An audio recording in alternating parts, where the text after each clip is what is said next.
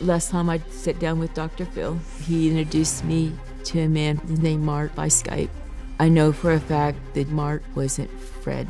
For over 2 years, I have been talking and texting with Fred. I've seen recent photos of Fred, so I will know Fred when I see him for the first time, face to face.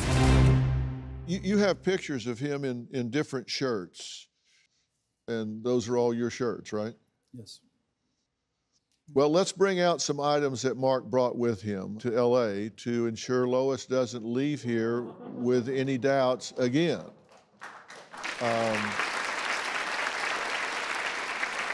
Because I'm trying to go to any lengths possible so this is clear.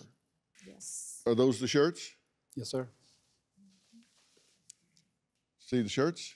Yes. Those are the same shirts, right? Mm-hmm. Do you want to inspect them closely? No, I see from here.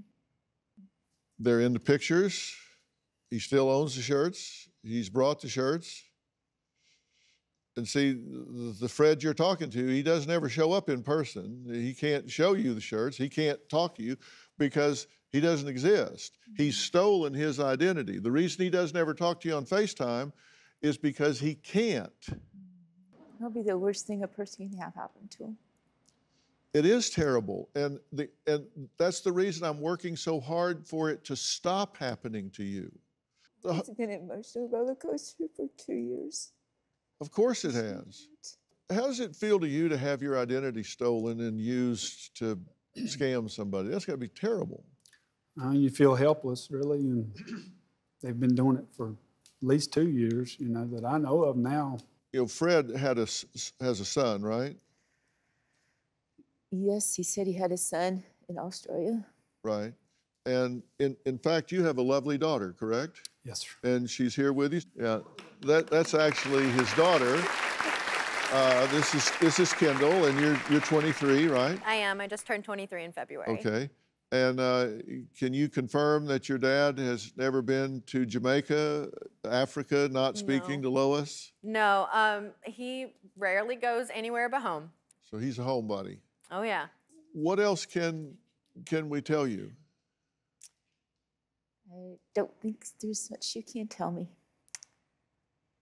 You know, we're always really, really careful to not blame victims here. I don't want to blame you here.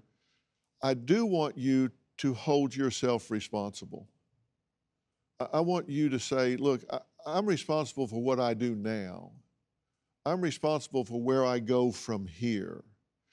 Because you left here before with overwhelming evidence about the general and Paul and Fred, and you told me what you, I guess, thought I wanted to hear, and left here and took right back up talking to Fred, saying that I gave you somebody that looked like him, but he didn't have a lazy eye, and your guy seemed to have a lazy eye, and I'm really sorry that happened to you. I don't know. And you disregarded what I said to you, and at some point you have to ask yourself, why is it that I'm ignoring factual evidence? What is it about me that I won't listen to logic? I won't listen to factual evidence. And what do I need to do? I don't know. It's the fact that Fred is such a sweet person. I talked to him on the phone. That's why I fell for Fred. I felt like he's, I don't know. I seen the pictures. I thought he was a clean-cut guy, nice looking. I always wanted a Christian man in my life. Do you have a story or a question for me? Click the link in the description and tell me what in the world is going on.